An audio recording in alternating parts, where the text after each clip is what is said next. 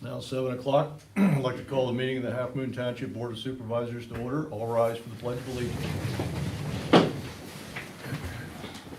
I pledge allegiance to the flag of the United States of America and to the republic for which it stands, one nation, under God, indivisible, with liberty and justice for all. Please be seated.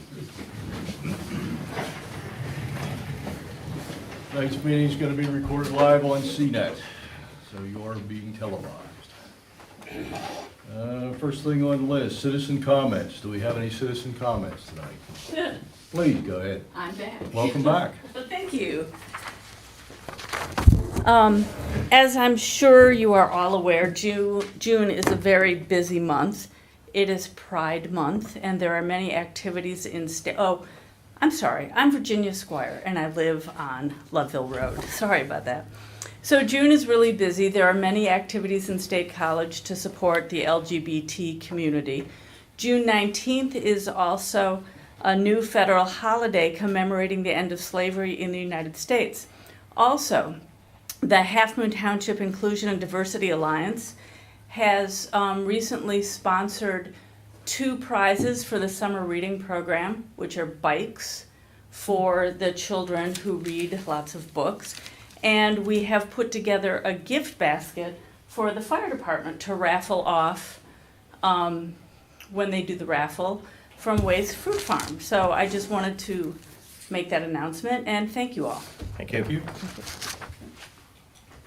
Any other citizen comments? All right. I'd like to hear a motion to approve the agenda for this evening as written. Do I hear a motion?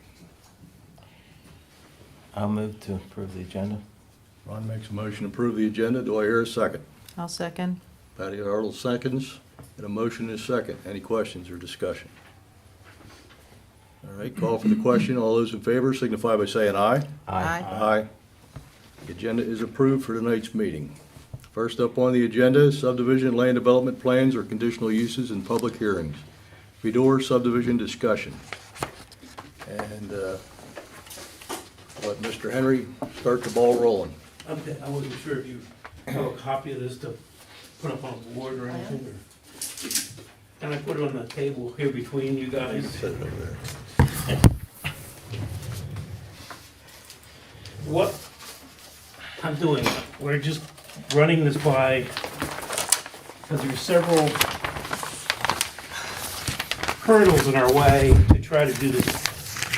And one is a subdivision hurdle, and one is a zoning hurdle. And I wanted to get sort of an opinion. It's not going to be a formal opinion, but just an idea from the supervisors if we can carry this through without Mr. Mike Fedor, who's a citizen of the township. He's had a business here in this township for many years.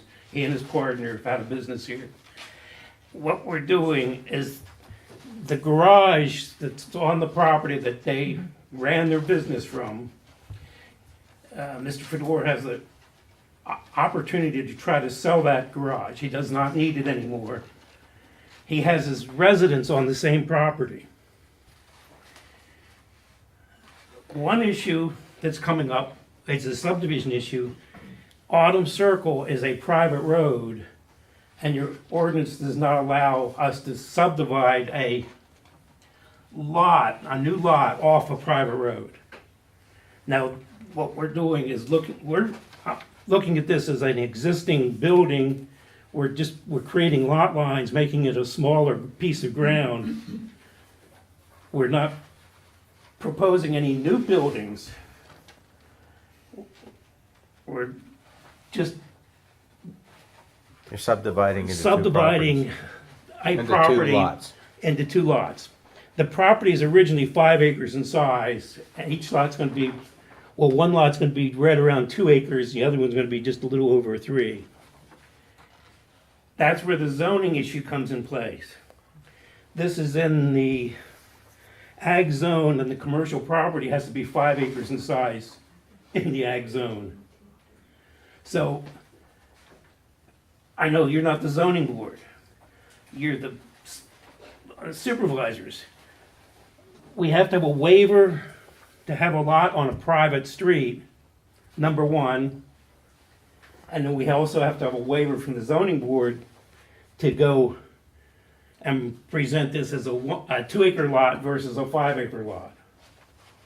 So they would need to give us a waiver from the size of the zoning, the lot in the zoning, then that's a district. Okay, this is Autumn Circle, Autumn- 550, or Right. Smith Now, Road's the out private there. portion of Autumn Circle starts about 400 feet from the property. At the town, basically past the municipal Yep, yep. building. Township portion of Autumn Circle is right here. There's a fire hydrant here. Mm-hmm. And that's another important thing. The fire service is in place for this building. But the end of the public portion of the road is like 500 feet from the property. And Now, I know we can't get a formal, it was used as a Waiver at commercial the time. building before, but that was because it was part of a 5-acre parcel. that's correct. Now it's gonna be less, property's staying the same, but there's gonna be a line now through it, and it's gonna be, so now, and it's gonna be used as a commercial building then going forward? Going forward, that's what they would like. We're not gonna change the use any. And in fact, the business, the Tressner and Fedor business has been closed. They're no longer operating as a business. Are there any requirements for, in other words, he would want to sell this potentially for correct. business use? That's correct. But that's not necessarily the case. I mean, it could be for other uses other than commercial, although it probably doesn't make sense. The question is, are there any issues with regard to this now that it's been, now it's a smaller lot? Is there any issue with that being a business? Well, it hasn't, okay. This is non-conforming, is what, It's non-conforming in two manners, yes. yeah, okay. One would be the lot size. That one we'd have to go to the zoning hearing board for. Okay. To go to the zoning hearing board, I think there's a fee involved. Is that right, Amy? There is. Mr. Fedor does not want to go forward with that, paying that fee unless he knows that the supervisors may be in favor of the first waiver. In other words, subdividing this off, using the private road to subdivide that off. So this is the lot here currently. That's the current lot, and it utilizes this private road. There's a maintenance agreement in place for the private road. Maintenance agreement between who? All the the folks owners that live All the that are owners. using it. Okay. I don't know if there's ever been any issue with this private road at the township level or not. I know some private roads, people called up and wanted them taken over and things like that. but And there's currently access to each of these lots individually. every one of these Is that correct? lots has current access. This road No, I mean, the is, two that we're talking about, they have their own access onto Autumn Circle. Where is the access now onto okay, there's Autumn? actually two. There's a driveway coming in here and driveway coming in here. And what's this? This is a driveway going to a house Okay. uh, That's a private of road the as well. Grubbs, yes. But of course, that's a drive, right? At this point, it's a drive into this house. Okay, so they have But right it's a of way private road, through yes. here. And these roads are paved. Mm-hmm.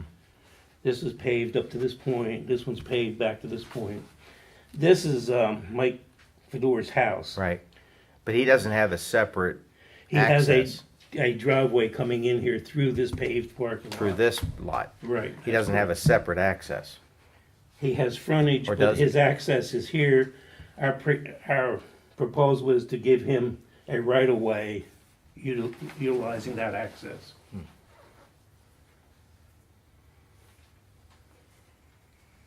Well, I don't know. I mean, it seems to me that you'd want to have your own access now that you've established a new lot line. But I'm not, Well, I think that's No. kind of beyond what we approve. Yeah. Yeah. but, I mean, our options are a waiver or no waiver, right? That's our, But when the streets were originally built, and I'll back this up, The reason why there's an agreement there is because years ago, the township helped facilitate an agreement amongst all the homeowners on that private street so that everybody was able to know, you know, how much they should pay, how it should be handled, and that went through. The township is not a party to it, but they helped facilitate it, so I did know about that. Originally, when those streets were laid out, our requirements were, private streets should be built to the same standards as a public street with the exception of asphalt. And so those are actually built as private streets that were intended to be an access under our old regulations. But since I know the township has changed the regulations, now everything says to a direct access to a public street. And So that's where it becomes non-conforming, because to make Right. the change is to have to follow the existing. the current ordinance. Ordinance. And the supervisors do have the right to waive that if they feel it's justified. I'm not sure, I'm not sure how old that building is. I know it was here when I got here in '93. And I know it's older than that, because Junior Peters had his business out there, but I don't know when that And went looking in. at the records, it's early 90s, like 91, 92, that possibly was built. I think the building's probably actually older than that, Could be. maybe a small portion Was of that it. Junior's property? Yeah, that was Junior's, It where, was. because Junior had an excavating business. so- Right, yeah. And then Tressler and Fedor bought that from Junior. Dave, is there anything then, if they sold that off as it is, as a commercial intent, but would there be anything stopping whoever bought it from either adding a house to that or tearing the building down that's there and putting a house on? Well, we would have to put some kind of restriction on that. I don't think there's, And that could. I know there's an area for one septic system out there and a backup, which they had to have septic wise. One for this whole lot. Well, no, there's, They I took a look new at the plan testing the other here. day. There's a septic testing permit. here, and there's testing there as backup for both these buildings. So at least And that as far access is as- there. And but- not that that wouldn't be allowed, but we'd have to also consider that, if that Yeah, would be an option. well, that's the thing, we don't want to have a repeat of the same Right. situation, and that's, And that could be part of the waiver, if that's a suggestion by the supervisors, is that no additional building on either one of these lots, if it is allowed to be subdivided. In other words, that could be a restriction it would, there, yeah, in the subdivision. you would have to put a restriction on that Right. property. I don't know what what the odds are on the zoning thing, that would be up to the zoning hearing board, but, you know, as far as the supervisors go, we do have the authority to grant a waiver on that, but that's up to the board. And I will tell you up front that I will abstain because I helped do some of the field work out there in the past and recently when, Mr. Henry was setting some pins, I assisted him. So I will leave it up to the other three members. Well, what are you looking for today? Sort of a consensus, because I really can't formally do the waiver until we go to the zoning hearing board, make sure the zoning hearing board will allow for 2 acres versus 5 acres. Then I can come back to you for the formal waiver, I think. I don't think I can get a waiver from the supervisors before the zoning, Right. but I can So- get a consensus, So you want to know what we think. yes. We're not going to vote on it. No, Right. And not that we and I could. realize, I mean, as I'm long as okay. this takes, there may be other supervisors in place at the time. Anybody else have any opinions? I mean, any concern that We staff? can look at the You didn't, waiver. okay. Wonder should we get feedback from the other owners of the road, just get their opinion. Whoever bought it would have to be a part of the group. Absolutely, be a part of the homeowners Yeah. association for the road maintenance. Yeah, Well, I guess it's that a does road affect maintenance that. association. It's a road maintenance. It does agreement affect with them. Right. Well, not really, I mean, not as long as they're required to be part of the association. I don't have a outright opposed to it based on what I've heard this evening. personally, I can't see any reason to oppose it either. And that's sort of what I was looking for, is Chuck? that if there was a flat out no on Right. 3 people Right. part, then Are if we we taking any public comment on this? Well, we can if we want. I think we have a hand. I have a question about that. There's two residents above that shop. And they both come down on the east side. Yep. That's correct. And how many lots are you gonna make it into? Well, there's Tim Tressler's old house up on top of the hill, and then Mike Fedor's house carried the business property, or business building as well. So on his 5-acre lot, it had his residence and the business sat on the property, like a commercial garage. So Same if property. you So the- split that up, there's gonna be still two residents and a business there. Yeah, there'd be no new Using that same construction. driveway on the east side. Yep, and I would just say, even though I'm not gonna vote on it, that the access to the former Tressler house would have to be provided in there as well. You mean up here? No, No, no, there's a Here. Tressler house there. Here. That's correct. Okay, Which Mike Fedor owns this and this now. okay. So there's a property up here, there's Yeah, one here, Yeah, one that's here, correct. one here. Foreman's Auto Here. Body, Kowalik Electric, Heritage Electric, there's, Andrew Tressler has a piece way back in the corner there. So, these were all old lots taken out in the 80s and 90s. So there are businesses back there. Yep. There's Yeah, I think there's. I think it's a several limited light businesses. industrial overlay on that Yeah, particular there's a district. business here Heritage and a Electric. business here, yes. Yep, And then Andy Tressler. Yes. yep. Is that an issue, having the number of businesses on a private road? Well, they all existed prior to the township's regulations. That's a problem when you make new regulations, you know, then it comes back and I don't think, and I'm just, from history, I don't think anybody was ever thinking about that because there was no differentiation between a private road and a public road other than one, the public government takes care of it, and the private road, the people live on it have to take care of it. So nobody thought about it. I'm always nervous when it comes to waivers. Yeah. And Well, justifiably I so understand. sometimes. That's the reason I'm here Yeah, presenting it first. Now, the other option for Mr. Fedor, if this does not go through, there's nothing to stop him from just leasing this property to someone for 99 years. you can do, yeah. So what we're trying to do is get it where he can sell the property and not go back through a lease, which those things are kind of cumbersome. I don't know, it doesn't seem to anything particular that stands out to me as a major issue, but I don't know how these other people feel about it. Right, and we understand. They're not here. Although, I think it'd be interesting, I mean, if we don't have any outright opposal to it, it sounds like then at least it would go to the zoning hearing board first, and Okay. then whether it comes back here or not depends on their answer, and then if it comes back, then we would come up to the question of the waiver, right? Okay, Right. I'm hearing no major no at this point, but then the zoning situation is a different situation. We do have to go before a different board. well, that also informs us too. Yes. Yeah, because a zoning board, you actually have to have a public hearing as part of that. Right. Yeah, And they're completely independent from us, so okay. I think that's a good approach. Thank you for your time. Nobody's screaming no. No, okay.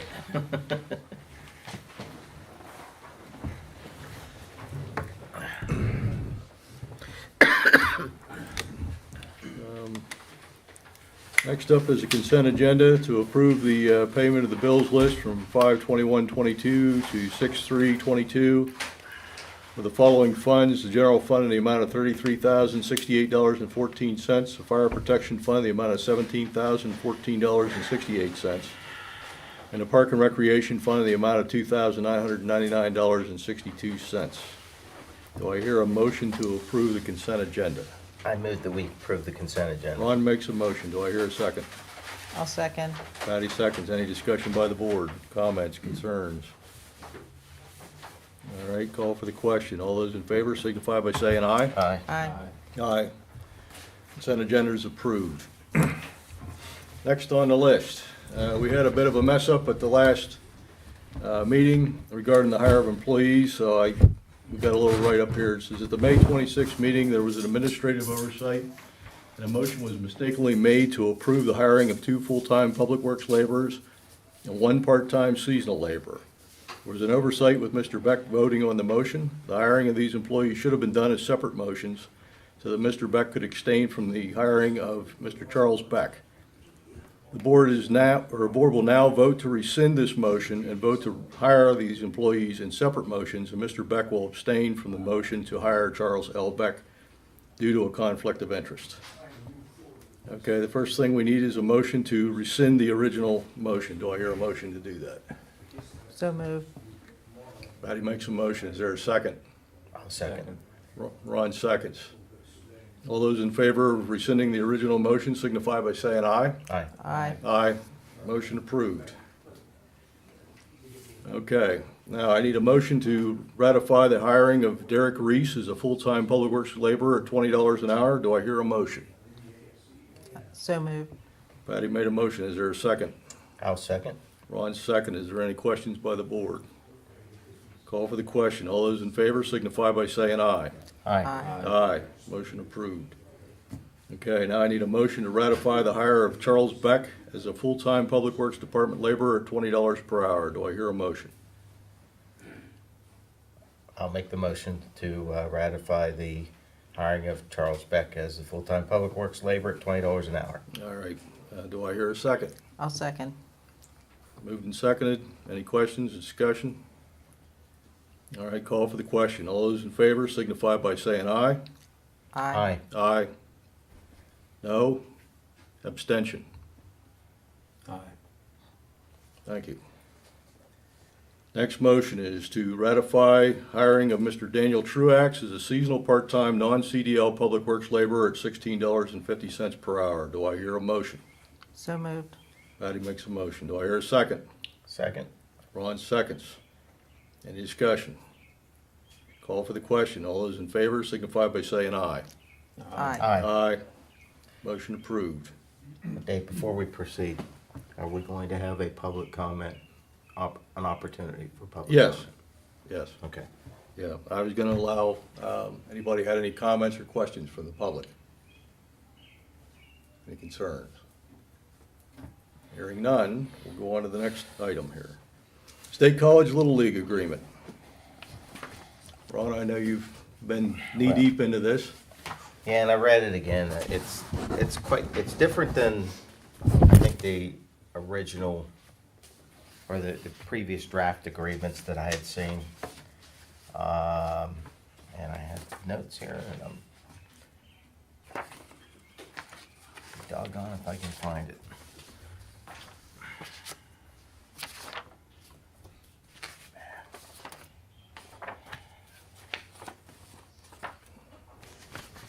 I actually do prepare for these meetings, but for some reason I can't find the document I was bringing with me. I think I did read it. Oh, here it is. No, that's not it. Sorry about that. Got too much paper. Well, I don't. Anyway, do you have a copy of it? I did make notes on my copy. I don't know, I must have left it at home.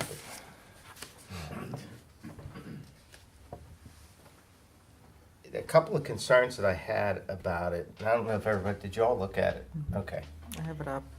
A couple of concerns that I had about it was the amount of availability of the field for non-Little League use. Maybe that's an unfounded concern. I think it's one we've discussed before. I've talked to staff about it.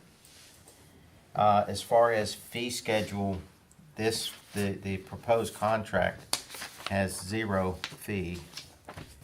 And I think that is a point of concern as well. We had always collected a fee for use before, but I don't know how the rest of the board feels about that. It's just a concern that I have.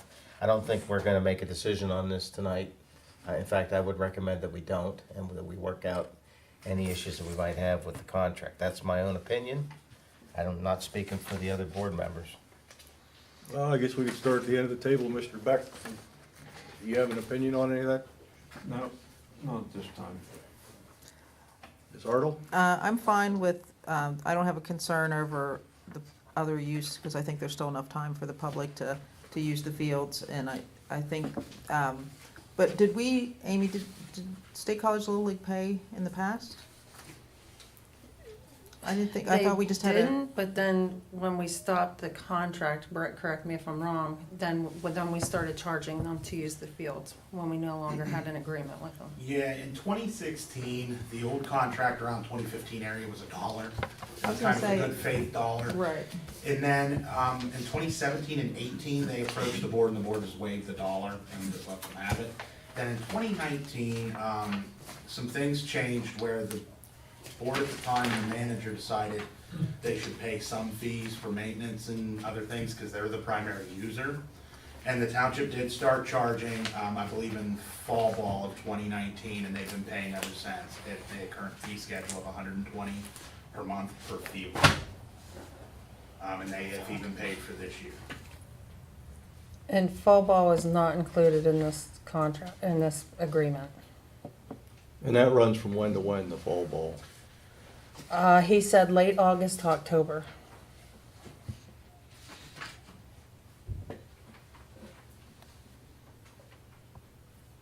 Patty, do you have anything else you'd like to add to that? no, it sounds like we just have to work out if we're gonna charge and what we should charge. I don't personally, I don't have a big feeling on the amount that we're charging. My only concern is, I know that this building will get rented out for, family reunion activities, and that's usually gonna be on a Saturday. And I think we should at least leave a couple spaces open to say, if the building's not rented and the Little League wants to use it, I don't care, we give them priority. But if, a family reunion comes down here to be in, August or July or September, whatever it is, I think, if you're renting the building, you ought to at least have access to the parking lot and the playground and some of the activities. And unfortunately, we are short on parking out here, big time. So if you put 50 people in this room and they come from all points, and then Little League's having a game, there's no place for anybody to park, which creates a problem. So I don't know how we can work that out. But even if it was, even if we had one weekend a month just set aside for reunions or something like that. I don't know, is there anybody that consistently rents the building in the summer for reunions, or? And I don't want to put you on the spot on that. But. Since the building's really just opened back up, yes, we are getting more reservations again. It kind of stopped, obviously, when we were doing the renovations, but we are getting those requests, starting to get those requests in again. Yeah. Not that one necessarily takes precedence over the other, but I do know there's families who've been here a long time that have used this building for family events and the occasional wedding reception. So I just like it to be, if the family's gonna rent it, then they need to be able to rent it. At least have a couple of openings that would not be interfered with by ball teams and all that. Okay. Well, I found my copy that Find your with notes. the notes, yeah. I did have a couple other concerns, technical points. In terms of a 5-year contract, I'm a little bit concerned about 5-year contracts. I think it seems, and maybe that's an unfounded concern as well. I haven't dealt with this kind of thing before, so. On the renewal of the contract, I think, and I didn't read it in here, maybe it's here, but I think township should always have the first right of refusal on a contract. And, let's see if I can find that page. Oh, and the, number 11, I guess, Article 11, C, it says, State College Little League shall give the township prompt written notice of any accident or damage occurring on or to the facilities. But and prompt is fine, but that doesn't specify a time period. Usually in accident reporting, at least in business, I think it's typically, reporting needs to be done within 48 hours, especially if there's any injury involved. So I think maybe we should specify the limit of time instead of saying prompt, because in business, it's a legal matter in terms of liability. So you want to make an accident report within a specified time, I think. That's just my opinion, again. So, but I'd like to have a little more time to digest this, so. And I don't- Amy, Zach has looked over this, correct? He has. Right now, it's back at Little League, and I just heard from him that he had a few things he wanted to add. Zach, Not Zach. Oh, the- Corey Little League. Dillon, yeah. okay. The other thing that, does this I don't know if this specifically addresses it, it's a legal document. So I sometimes have difficulty understanding everything, but ownership of property in terms of buildings, we've talked about this, like the concession, and, you know, what do they call that? Batting cages? Now, yeah, that too, but the concession stand or whatever they call that building. So we need to, I think, specify who owns what in terms of, like, you know, insurance coverage and in terms of responsibility to maintain. So it's just a point of clarification. That's all I have. So I guess, what, the Little League's getting back to us with suggested changes or amendments, in theory? Or maybe you already have it? No, he hasn't got, he is getting back to me. Oh, He he's has getting not it, provided okay. that yet. Well, when they bring that back, we get copies out to the board, and then we can see if we like or don't like, and get comments back to Amy, and, Okay, I'll read through it. That's all right. Everybody done? Go on to the next thing. All right. We need to appoint a representative to the Upper Bald Eagle Halfmoon Cog. Mr. Savello said he would like to do that job. Mr. Strauss had been in that position, but now that he is no longer a supervisor, we need to appoint somebody else to fill that position. So, I'm willing to do it. we're willing to do it. Any thoughts on the subject? Does anybody want to do it besides Vaughn? It's fine with me. All right, well, I guess we'll entertain a motion to appoint somebody. Okay, I move that we appoint Ron Cervello as the Upper Bald Eagle Halfmoon Cog representative. Do I hear a second? I'll second. Patty moves, Chuck seconds. Any other discussion? Any other Is- nominations? Is this something I can vote on or not? Yeah, you can, because you're not taking money for it. You just get the fun of going to the meetings. Thank you. I really appreciate it. I'm sure you will. All right, call for the question. All those in favor signify by saying aye. Aye. Aye. Okay, motion carries. Mr. Cervello, good luck. Thank you. Need appointment to a representative to the Executive Committee and Human Resources Committee for the COG. And just looking at it, I think we ought to wait till our new supervisor is appointed and see if they're interested, unless somebody else really wants to do it. I'd be willing to attend the executive committee meetings. Because I do the facilities and the finance that tie into that. Well, I'm okay with, if you Are want you to. nominating yourself, Patty? Sure. Well, I was gonna say, I'd make the motion to appoint Okay. Patty to that committee if she was willing to serve on it. Thank you, Dave. Do I hear a second? I'll second. A motion and a second. Any other discussion, any other nominations? All right, call for the question. All those in favor signify by saying aye. Aye. Motion approved. Okay, Are we going to table the Human Resources Committee for the next meeting? To allow a new supervisor to, be able to participate? okay. Well, Patty, did you say human resources and? No, I did not say human resources. Okay, all right, well, There's we'll two just committees. table human resources. I have to- enough with the. I'm sure you have plenty of meetings to go to.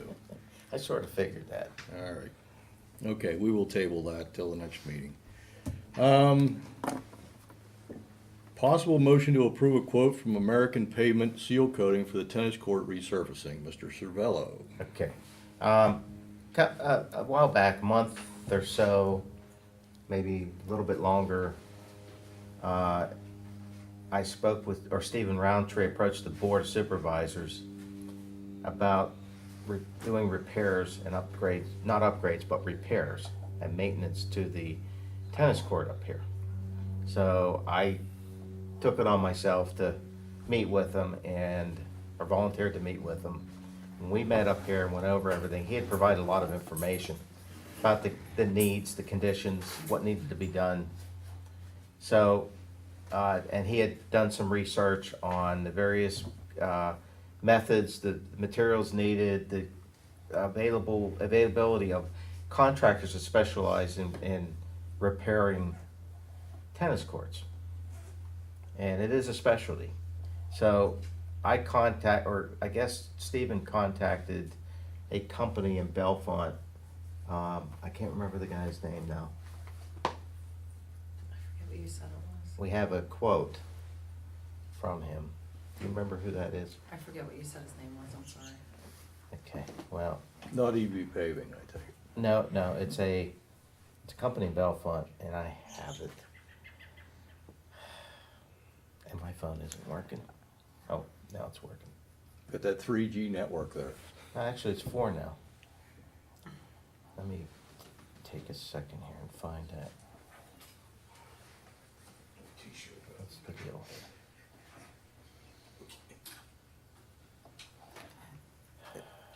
So is this just from typical wear and tear, or are things happening to the courts beyond typical wear and tear? It's wear and tear. It's for the most part, it's wear and tear. There was a tree that was cut down next to the court, and apparently those roots started working. Yeah, they cut the tree down, so that activity should stop. The surface itself, though, is worn, and there's cracks in it. There's also low spots from water. I guess it's from settling. We also use that court in the wintertime for an ice skating rink. Yeah, I was wondering about that. Yeah, If that and does- that is possibly part of the cause for the damage. So and there are actually a lot of people that use that court. So the problem is it hasn't been maintained. And it is 20 years old, or close to it. Well, we've done some things to it over the years, but not Yeah. recently. Did we have anything budgeted for this? We have a maintenance budget, but nothing specific to the tennis court, I don't think. Because generally we put Correct. things like that. You have a park maintenance of about 14,000 this year. Okay. It was kind of a contingency based on some equipment and different things. As we're in June, you have a bulk of that left. And are we gonna keep the pickleball lines on there? Yep, Good. yep. I don't know what we should do with regard to ice skating in the winter, but perhaps we need to rethink that.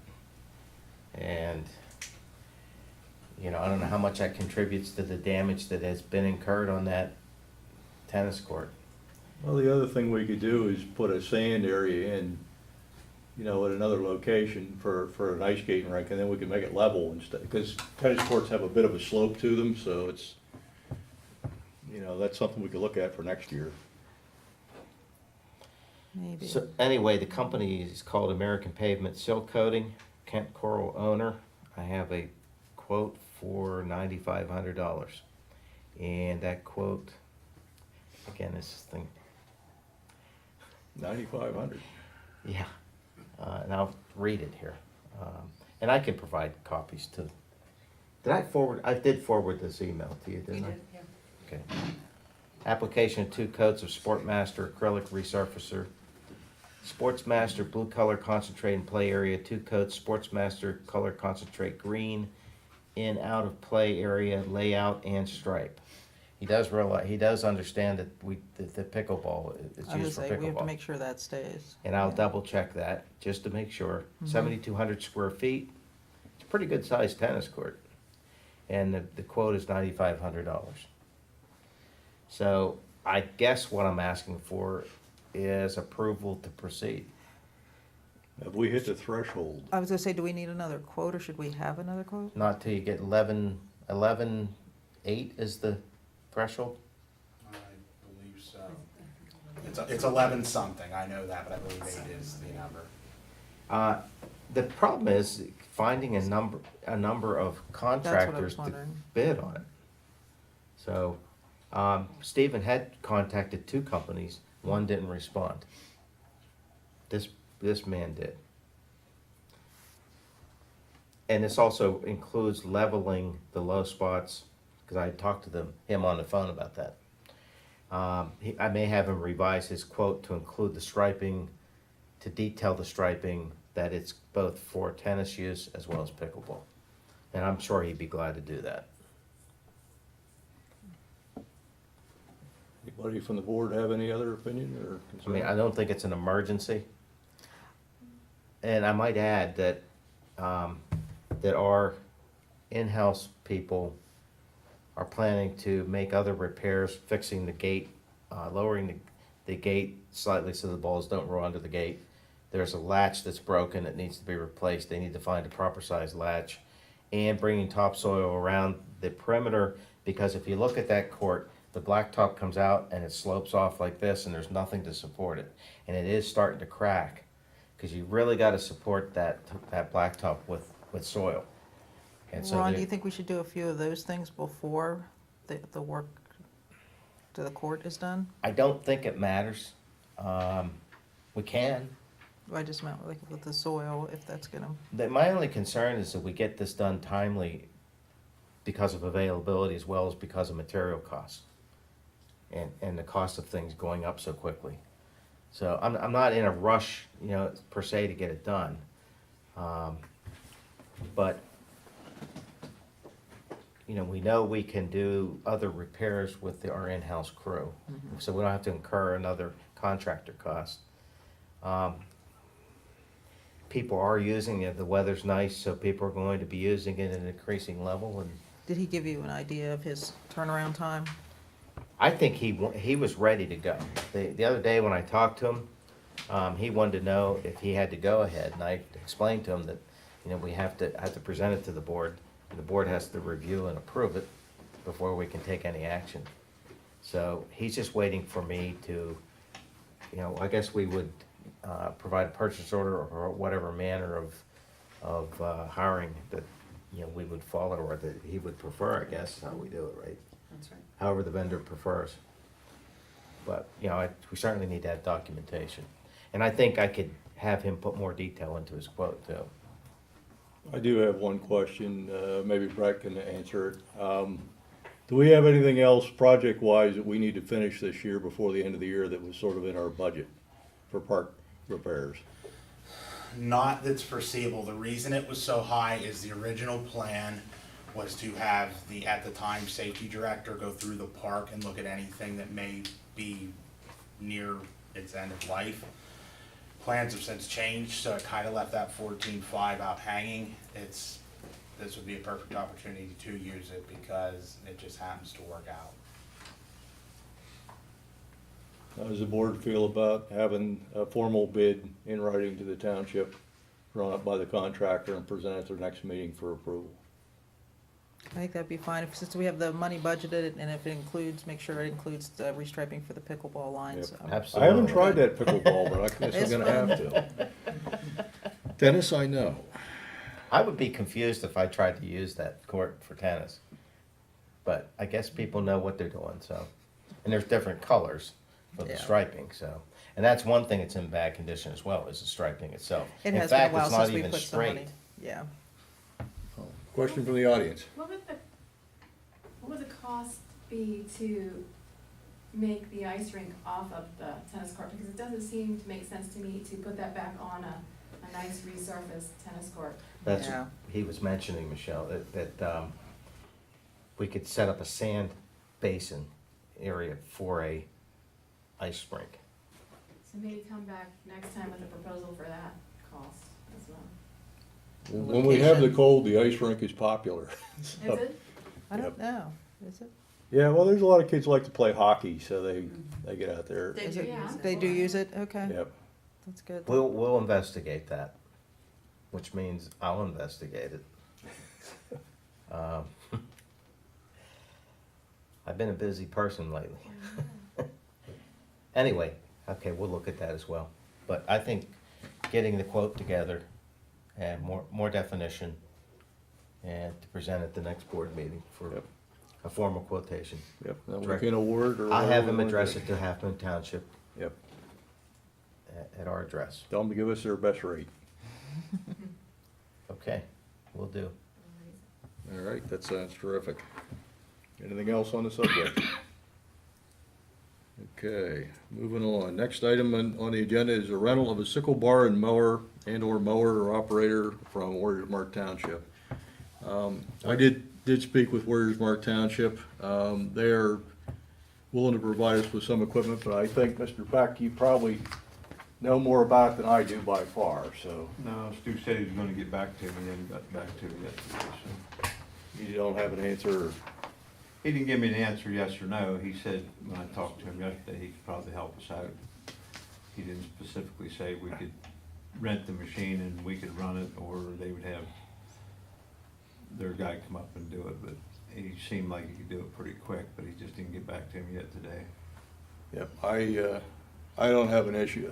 Just to let people know, we did have a sickle bar mower here, but it was actually borrowed from one of our former employees who, he took it with him when he left, so we are short a sickle bar mower. You know, I don't know how, Chuck, you're out there on the roads, are they getting to the point where they need cut, I guess, or obviously somebody noticed. Yeah, we're starting to get some complaints about visibility. Some of them I was out today and handled by hand. But it is something that we do need to address very soon. Now, I have spent a lot of time the last couple of days looking for equipment, and of course, with availability of everything in this world, it is very difficult to find anything in stock, as well as something that'll work with the equipment that we have. So, like I said, it's something that we have spent a lot of time on, but I don't have an answer just yet.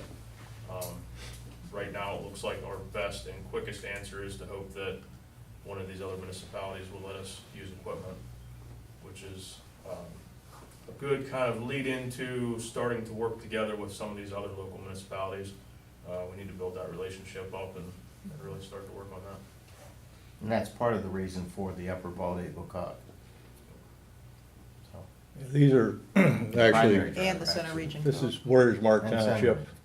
that had the piece of equipment, but I know they are also interested in working with us and back and forth. Because their personnel, or staff is limited as well for road work, road crew stuff. And they are a municipality, so we don't have to bid anything, we can have them do whatever. Does the board want to authorize that to go forward, or do we want to wait? What would we be authorizing? Authorizing either them to operate or let our guys operate the sickle bar mower. We do this twice a year, is that correct? Usually, yes. I don't, For at least one time to get things under control, because the grass is getting a little tall. well, let me ask a question about the sickle bar mower. How expensive of a piece of equipment is that? Roughly $7,000 is one of the quotes. Now, that isn't an accurate quote because the one that was just sort of, it was offered to me, does not work with the tractor that we have. So, like I said, that's not an accurate quote yet. I have emails coming back and forth. I should actually have a better answer tomorrow. Okay, well, this is something we do twice a year, right?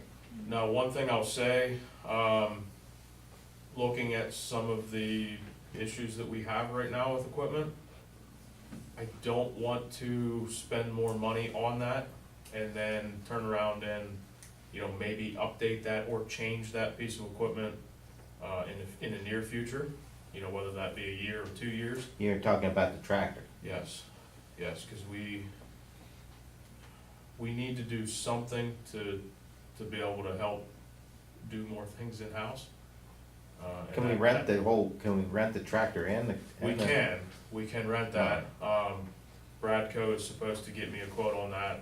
I was waiting for that today. I was hoping to have it before the meeting, but he wasn't able to. Let me ask you another question. What kind of training is involved with the use of this piece of equipment? I'm not sure what type of formal training that is required. I think we'd wanna explore that as well. Just so we know. Sure can. Well, it sounds like this year, it's gonna make sense to rent or hire, cause then we're gonna have to budget and then decide renting and hiring versus the cost out and the maintaining of that equipment, cause it still could be better to rent it. Absolutely. Well, because it's a municipality, and I think, just my personal opinion, I think it's good that we're cooperating with them. I think maybe in good faith, we could, at least let them do it one time and see how it goes. I think we need to get it done, so, and we have no alternative at this point. So I think the choice is that we hire out or somehow rent the equipment to do it. My concern about renting is, are there any requirements for the employees to be able to operate that piece of equipment? Is there any training required? No, not from Okay. the. So you could just rent it and If use it. you've done any Yes, farming, you absolutely. We probably. have a crew, so, Yes.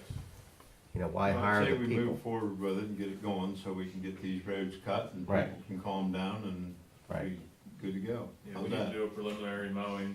Mhm. I think this is a Talking good about it. option. Right, Sounds good to me, Chuck. yeah, that's fine. I'd make a motion that we allow, Warriors Mark Township to bring their piece of equipment down, whether they allow us to operate it or they operate it, I don't care, to cut our roadsides with their sickle bar mower. Do I hear a second? A second. Any discussion by the board? Hearing none, call for the question. All those in favor of allowing Warriors Mark Township to bring their machine down in the spirit of cooperation, signify by saying aye. Aye. Aye. Motion approved.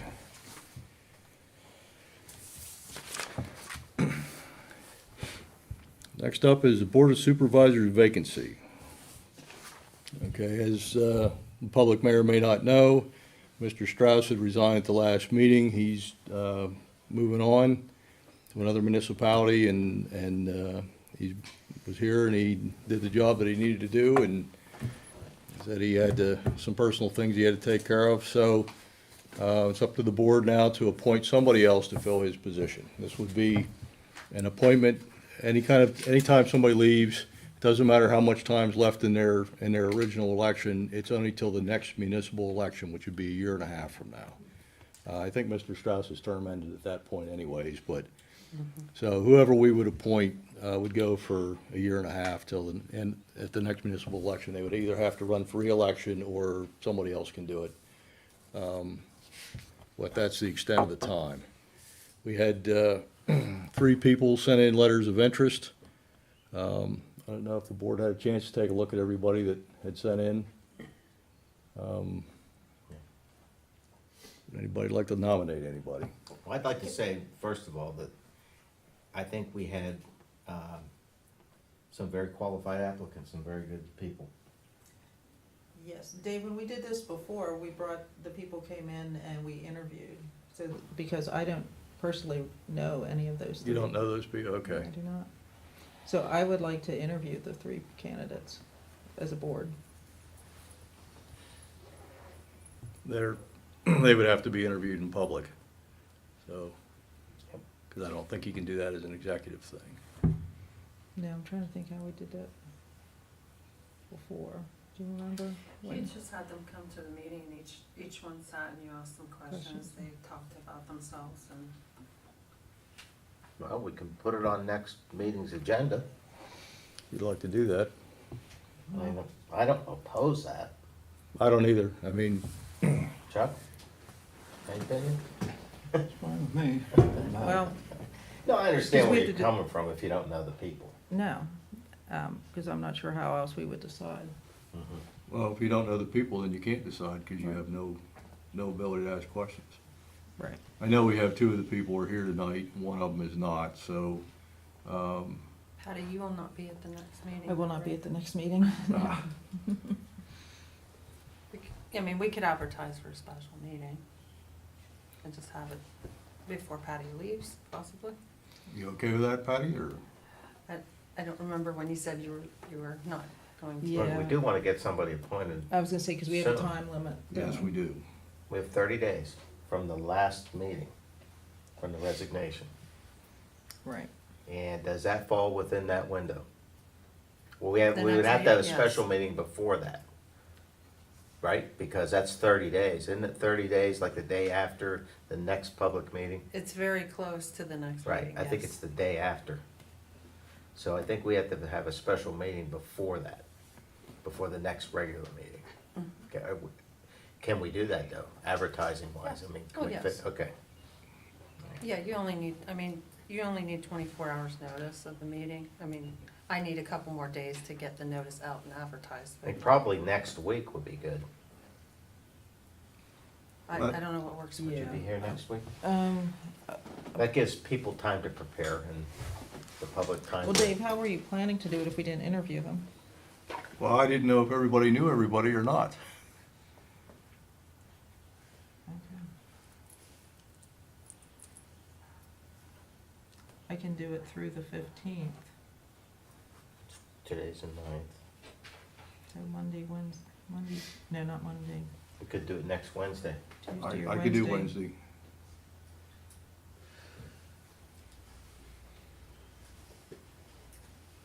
Make it Wednesday at 7 o'clock.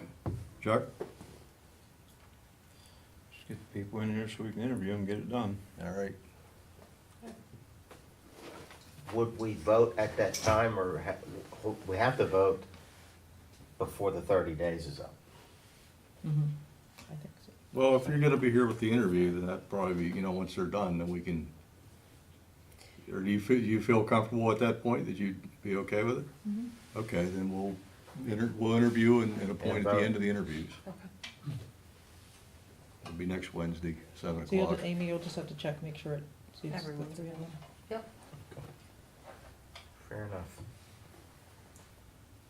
So we should probably make a motion to advertise that meeting and for what the purpose is for. Yes, please. Do I hear a motion to advertise the meeting and for the purpose of interviewing and appointing a new supervisor?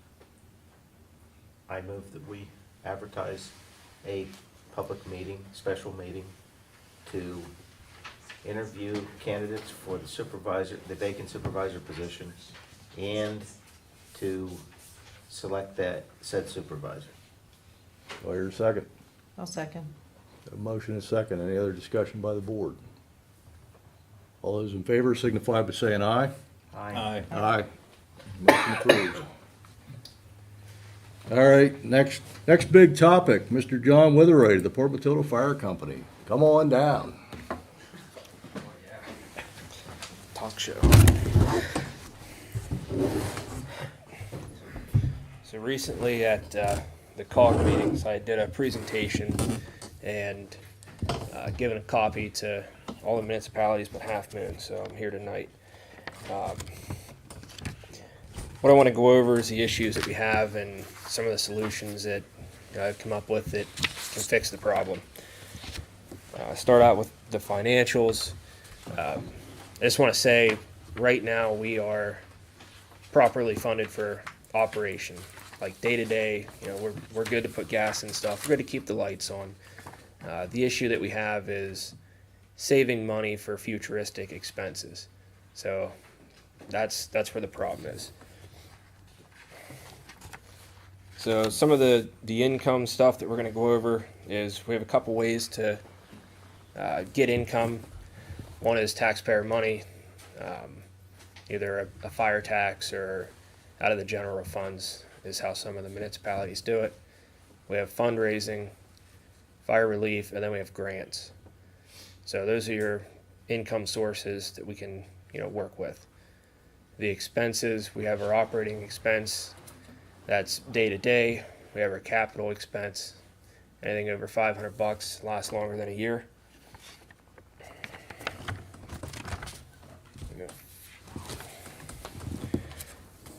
So one of the things in Halfmoon already has a fire tax.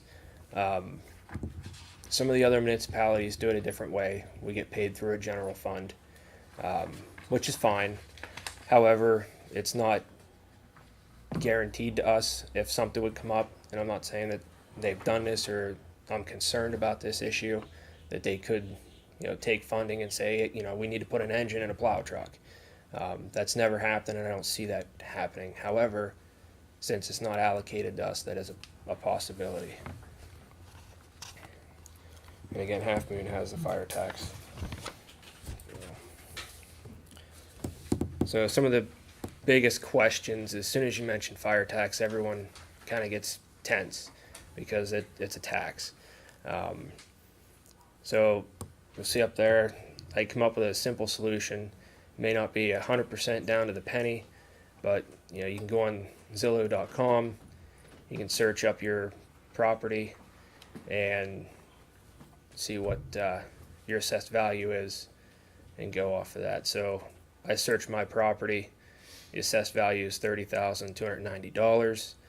So convert that into your millage, you can divide it by 1,000. So it puts me right at, you know, go to the next slide, thanks. Puts me at $30.29 a mill at my property. So currently I'm asking for 2 mil out of Port Matilda Borough, which is where I reside. And that will put me right at $60.58 a year. So let's put that out there. It's not a month, that's a year. Monthly, you're looking for me about $5.04. Again, that's half the price of a pack of cigarettes nowadays. So Now that's, John, that's Port Matilda Borough. that's Port Matilda Borough, yes. What about the other municipalities? So I'll get to that Oh, you here will get to in a that, little okay. bit. All right. I threw this page in there. This is the Center County Real Estate Millage. So when I went around and initially asked for an increase or a fire tax, there was a lot of, you know, we're giving you what we can. And so I did some digging, and, you know, you can see off the millage on there, you know, what municipalities are getting. And I'll just use Halfmoon, for example. So you guys are at like 8.37 mils. The total mils that your taxpayers are paying is 62.29, and a bulk of that is school tax at 46 mil. So if you sit down and think about it, we're only asking for 2 mil. You know, if you're comparing what you're paying out for your taxes. So I threw some fundraising financials in here for the last couple of years. Before we get to that, Go ahead. John. I understand where you're coming from millage. But keep in mind that assessed values are vary drastically between the other municipalities within your service area and Halfmoon Township. Our assessed values probably approach somewhere between 2.5 to 3 times the assessed value. So a mill means something different to us than it does to other municipalities. It's a lot more. Yep. Okay. So.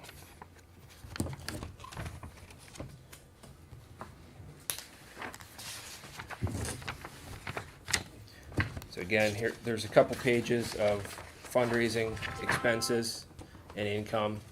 I'm not going to go over page by page for that, but it is in there, and you guys have a copy if you want to look over it.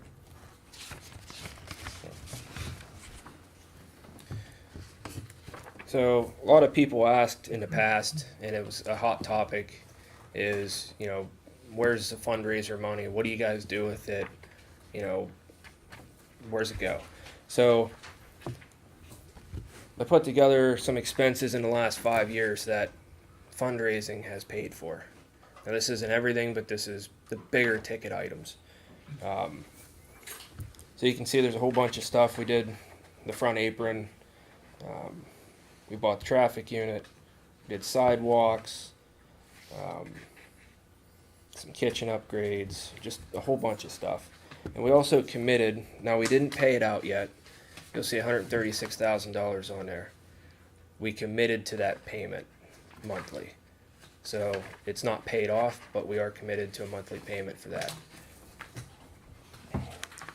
So in the past 5 years, the fundraising has put out around $365,000.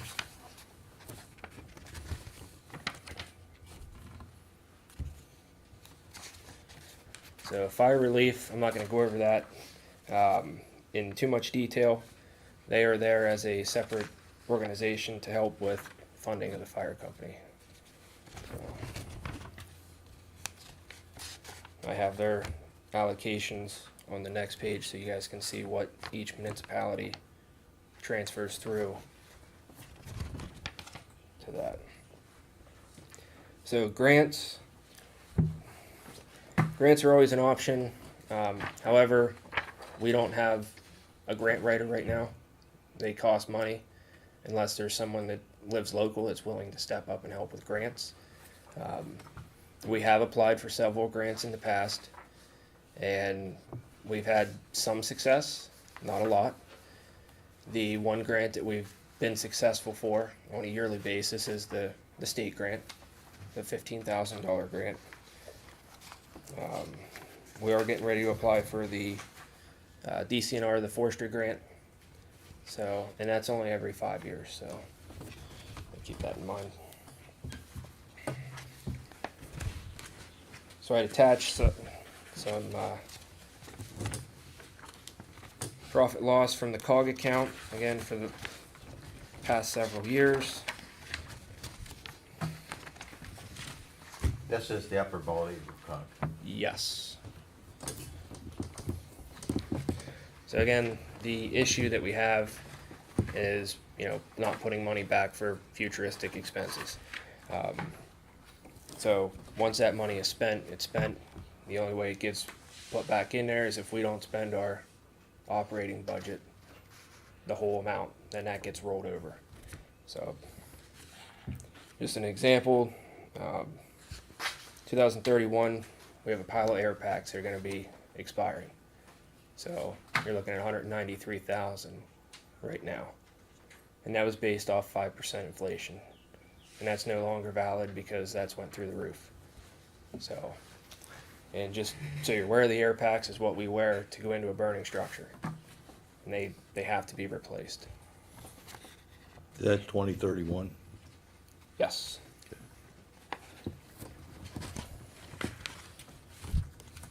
So just some history on the capital expenses.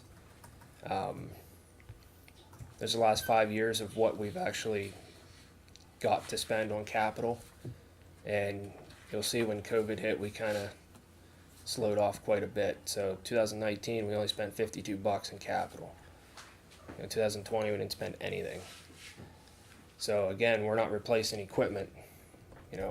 Sooner or later that's going to compile and the bills are going to get fairly large. Well, let me ask you a question about this list.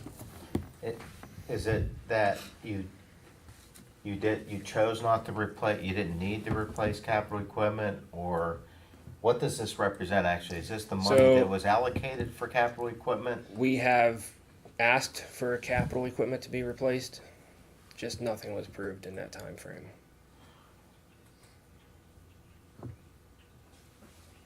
I guess asked who would be my question. The COG, Okay. because we don't have the authority just to go out and spend that. We have to go to them and submit a request, and it's up to them to say yay or nay.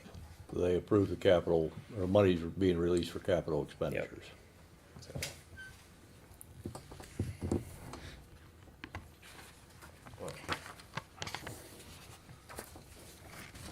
I'm confused. Looking at the actual income or payouts by the township for 2021. This is 2021 figures. And correct me if I'm mistaken here, Brett. We'll go through these. Foreign fire relief, 11,439.17. Workers' comp, 4466.92. Fire equipment, $22,740.56. Truck lease payment, $71.94.16. And the protection services, that's our actual tax, 0.595 mils, is $47,126.24. The total is $92,967.05. Patty, you can look at that summary that Brett did for me. So, I'm not trying to figure out, noodle out why the figure for 2021 is varies so much. This is capital money that you This is just- received. This is capital expenses. This is what you spent. This is what we spent on capital items that we need to be replaced. Okay, okay. So, for example, 2021, that 16,000 was used to purchase rope and rigging for our engine rescue. Okay, The money income that you just went over yeah. goes in. That's our operating budget. That goes right into your operating. So So, well, the the millage does, right? Yes. 47, 126, 24. The truck, but the fire equipment, because there's a line item here for fire equipment. so that fire equipment, the 22,740. 22. Yep. So that's new. Now, that's 2021. Yeah, that's new to me recently Okay. within this past year. Where that went is we had earmarked some of that for air packs, and there should be, I don't have it in front of me, there was an email exchanged with a itemized list of what that stuff was going to. Mhm. So we used some of that to try and get caught up from previous years. What's foreign fire relief typically used for? That is what gets transferred through to your fire relief. But what's that, how does the fire company use the money typically? So it goes into fire relief, and what we have to do is we go to a fire relief meeting, and we can ask them for certain expenses. Like, we can't just go in there and ask them for whatever we want. It has to be safety related. There is requirements, Can it be capital equipment? depending on what it is. Yes, there's a several page document that goes over, what is approved. Okay. But we have to go to them and ask for, the items, and then they get to say yes or no. As far as That what- is a state-controlled agency, correct? That you have The permission? funding is, and they do get audited. But there is a board that sits on that manages on our level. So just like I'm here tonight with you guys, I have to go to their meeting as well. Okay. All right.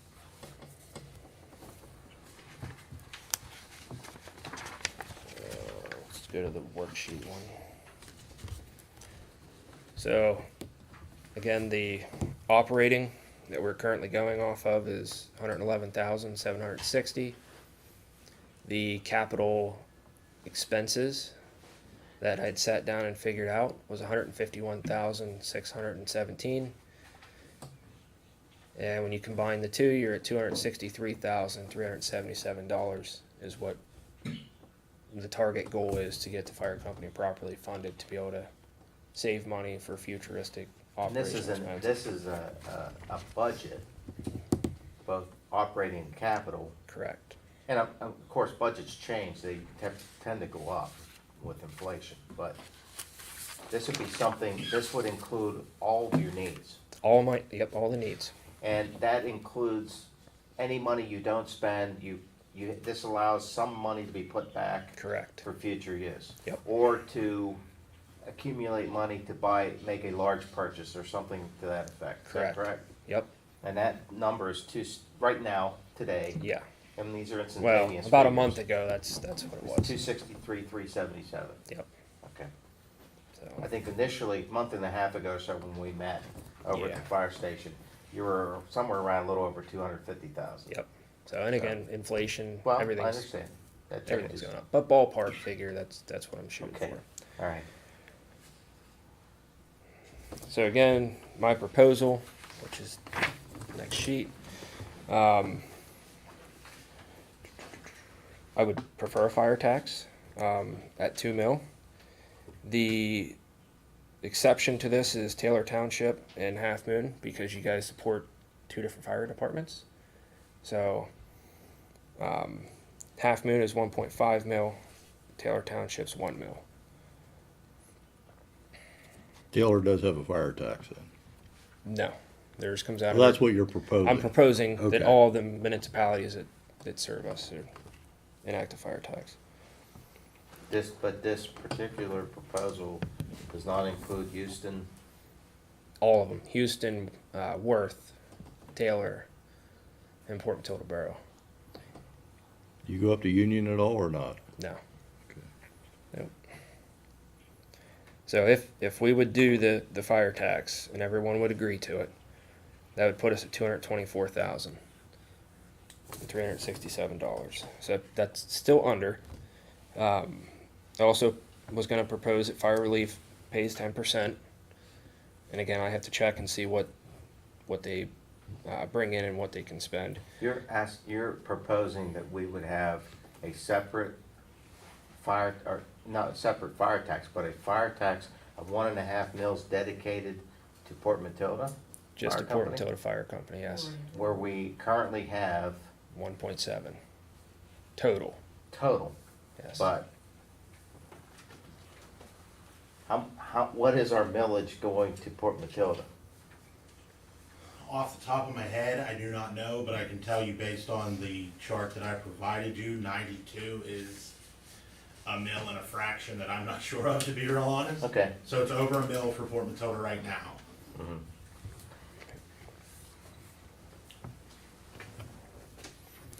Please continue. So, again, that puts us at about a 90% return. So I did build some of that into this because, you know, you don't always get 100% return on your tax rate. Again, fire relief, 10%. I estimated 0.5% or 0.05% for grants, just because the only grant right now that we seem to be getting consecutively is the state grant that we talked about earlier.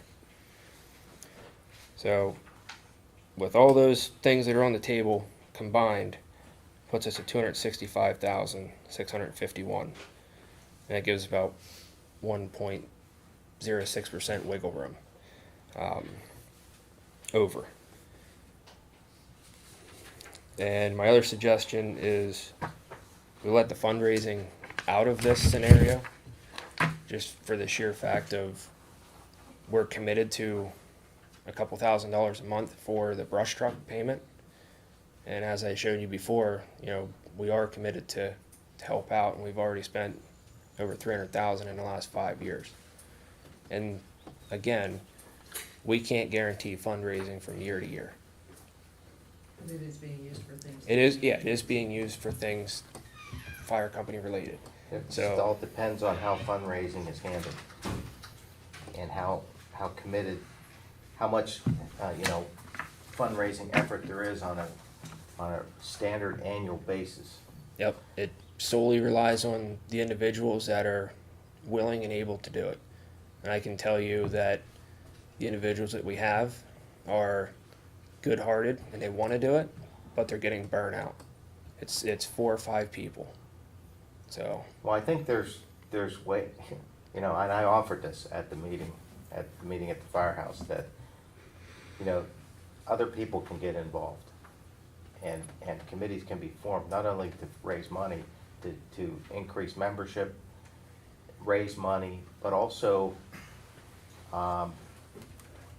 help, with other types of efforts, other types of fundraising, even grant writing.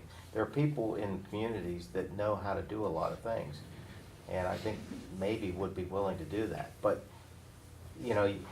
and you can have a regular, seek help and seek regular annual commitments to raising money. I don't expect a handful of people to do all the heavy lifting. But I would suggest that there's help out there. yep. Yeah, we've put stuff out on Facebook. We've, talked to individuals, and the meetings are always open. We're always accepting people. However, we just haven't had people rushing through the doors willing to do it.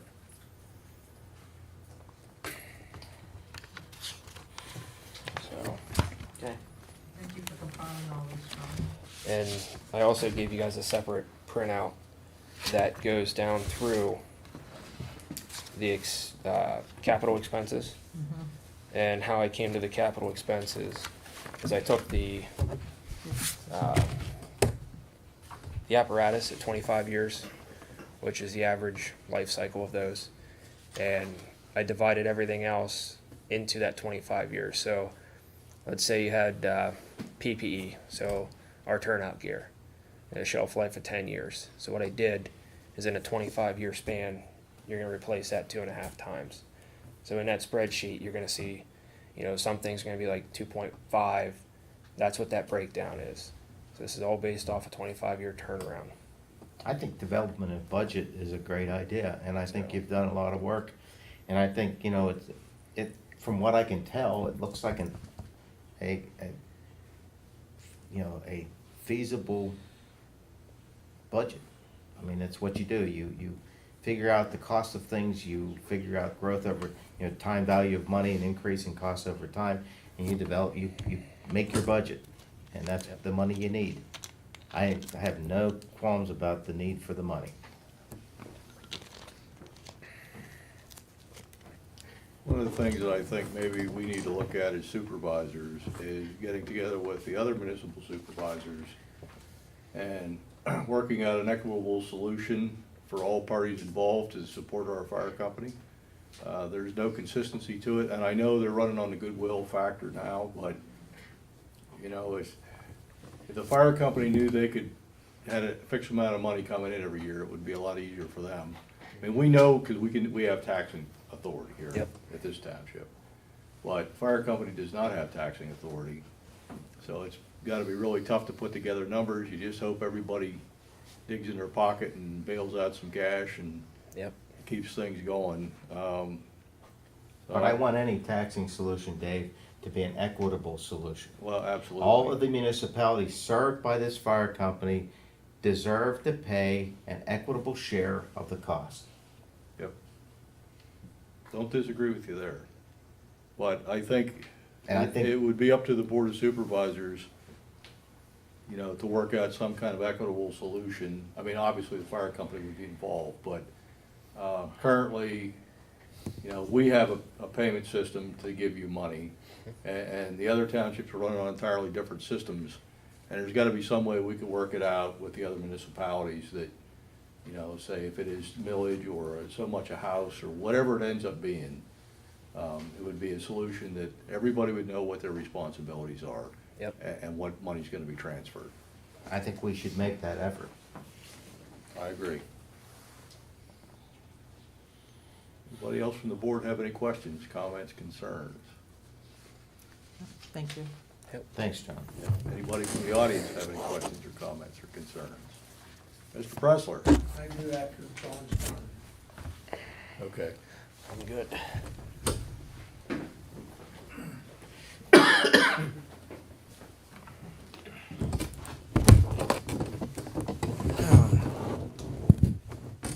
After that last supervisors meeting, we talked about fire company. John and his brother did invite me to come over to the firehouse and talk to him about past and present things. So some of the things that I agree with and some of the things I have a different opinion on. And I think it's my obligation as a Half Moon resident to tell you people my opinion of it, and you can go from there. There's red flags out there, and you need to be aware of them. There is a debt load of $200,000 to this fire company, whoever's paying it. Fundraising, they're paying the brush truck, which is, John said, $136,000. They paid for the improvements on the building over there, and it looks fine. They built another building in the back, but they have 14 active firefighters. That's what you need to fight your fires. The problem that happens with firemen is they burn out. If you force them to fundraise to balance their budget, they're got 2 strikes against them, both on burnout and fundraising. Yet they need to spend time with their family too, not only Ewans. They do have an independent outfit that writes their checks for them out of their fundraising account, and that's okay. They're making it work. It's not the COG that's doing that. The COG is still writing some checks out. But if you remember, Dave, way back in 2004 and 5, Yuns organized another committee called Partnership, and that was the downfall of the Port Matilda Fire Company at that time. Too many people writing checks, right hand doesn't know what the left hand is doing, and so you get in delinquent payments. Grants are like state lottery. Your chances of getting a grant and living and by it, you better open your eyes because it isn't gonna happen.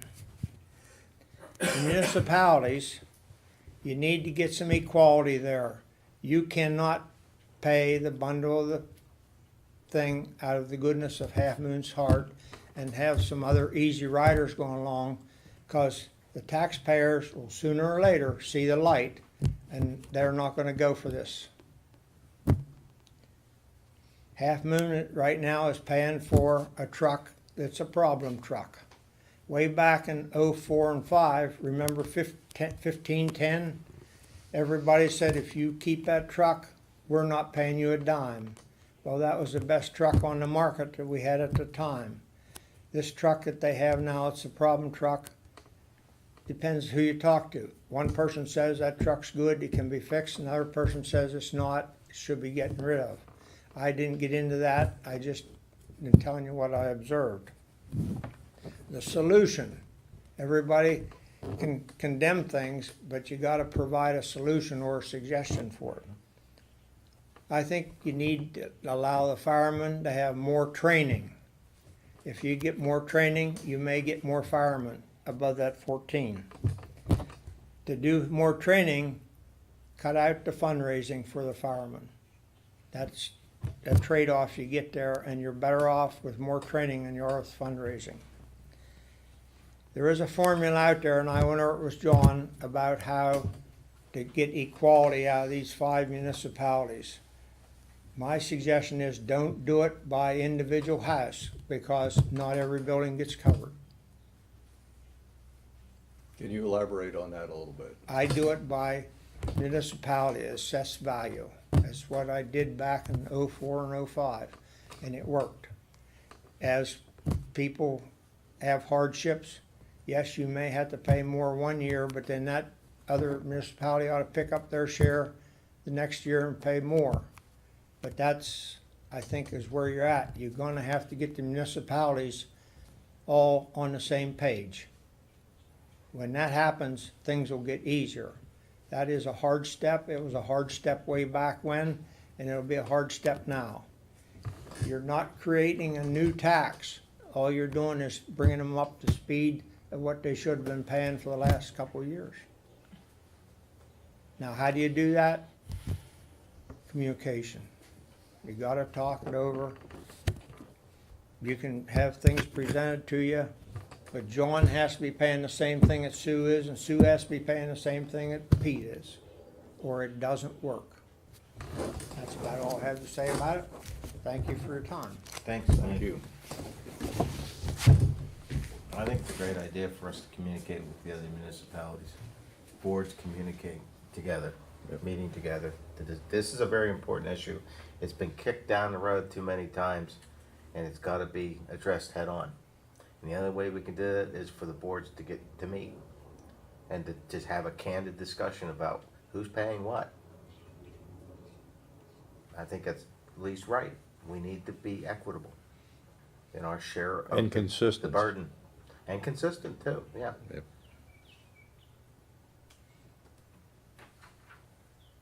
Well, you're gonna be our fire liaison. Well, I'm gonna be, but I'm only one of the board. I know, but you can, bring the idea up with the other municipalities. I'll certainly do that, the best I can. See if we can get everybody in the same room and hash something out. Ron, I know in the past, the COG over there has done general forums where the municipalities get together, similar as the big COG. We've done that. with And I the think we local. need to do that as well. All be in the room together. The communications is very important. I don't think there's been enough of it.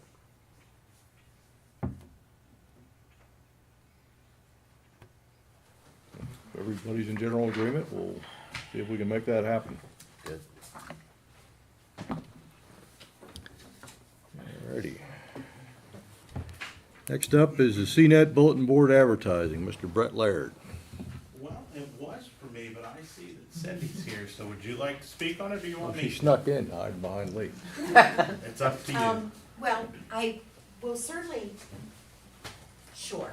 I was gonna say, I don't, Get my stuff together. I was here to, I'll sit down on the microphone. Cynthia Hahn, Cnet Executive Director.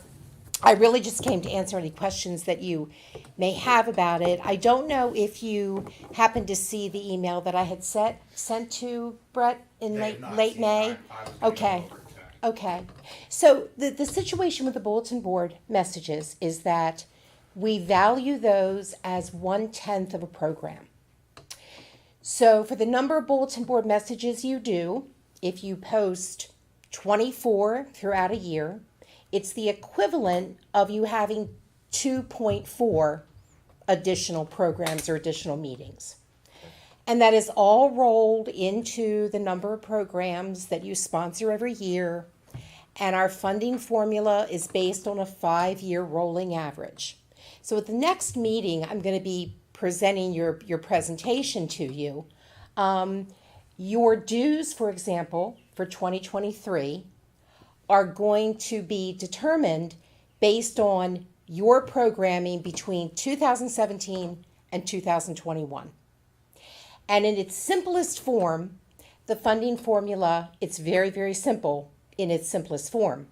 If you sponsor 10% of all of our programs over that 5-year period of time, in the following year, your dues will be 10% of our operating budget. I mean, that's the simplest way to describe it. So it's based entirely on usage.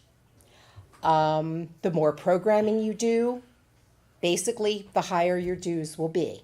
Now, you have to remember our budgets, of course, are subject to inflation and personnel raises and all kinds of things that everyone's are. But that's it in the simplest form. So about 5 years ago, I don't remember exactly when, the Halfmoon Township Supervisors determined that they wanted all of the supervisor agendas to be on the Cnet bulletin board. To keep the public informed so they can see what is on the agenda ahead of time and know what's on the agenda if they want to participate in the meeting. And so we began to do that. Now, I would say if your priorities are to reduce your Cnet dues as much as possible, the fact that you have a more robust website now and the agendas are sent out on the listserv, I think they're on Facebook. I get updates from Amy every time there's a new agenda. Cutting the bulletin board messages is something that may have an impact and you might want to consider doing. It's probably one of the more painless steps that you could take if your priority is to reduce your dues. I will tell you that over the past 5 years, 2021 was the lowest year of your programming of the last 5. So 17 was moderate, 18 was moderate, 2019 was a big year. I don't know exactly what was going on, whether it was maybe there were more budget meetings, but that seemed to be your high of sponsorship. And then 2020 was down a bit, and 2021 was down quite a bit more. And that will impact what your dues will be as well. So it's not that the bulletin board is going to make a huge dent, because as I say, you have to have 10 messages to equal one program.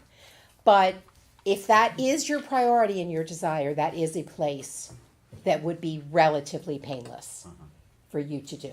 Totally, obviously up to you. Is there anything else we use the bulletin board for besides the agendas?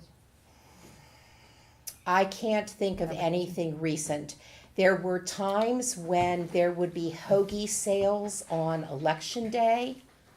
I want to say maybe when this was a polling place, and there would be some hoagie sales. It may even have been a fundraiser for the ambulance fire company. the ambulance company. So it's Okay. primarily just the agendas? It primarily these days, I can't think of anything else. I think it is just Okay. the agendas, and just the agendas for supervisors, Right.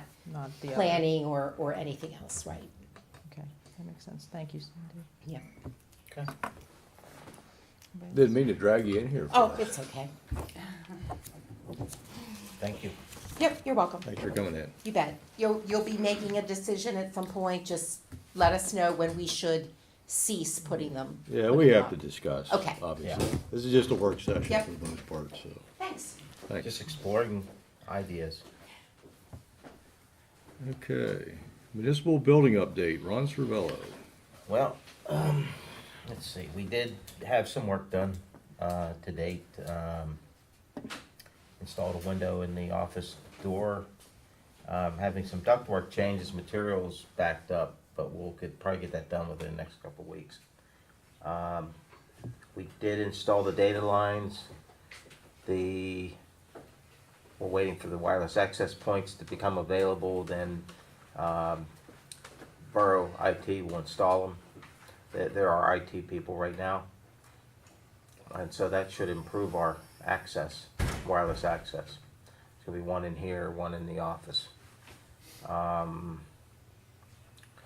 Let's see, we did a little bit of signage work so far. We put. Get the door lock fixed. New locks, we got a new accessible lock in the front door, main door.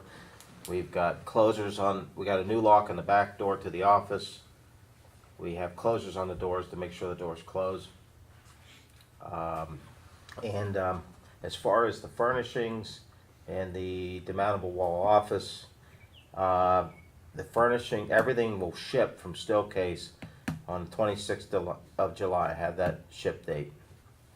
I think we're tentatively looking at an install August 3rd or 4th. I'm supposed to be getting a schedule from McCartney's in Altoona. They're the Steelcase dealer, when they want to install that. So it'll probably be the first week of August. And it looks like the following week, somewhere around the 9th or 10th of August, we could actually be making the moves. And we've got volunteers.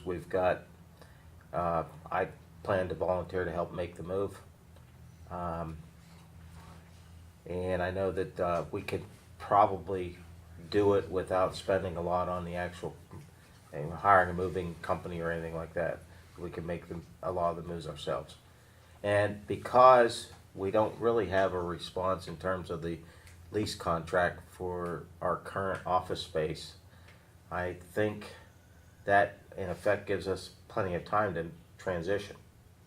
So we'll have Comcast make their moving their equipment, and that includes we already have Comcast in the building.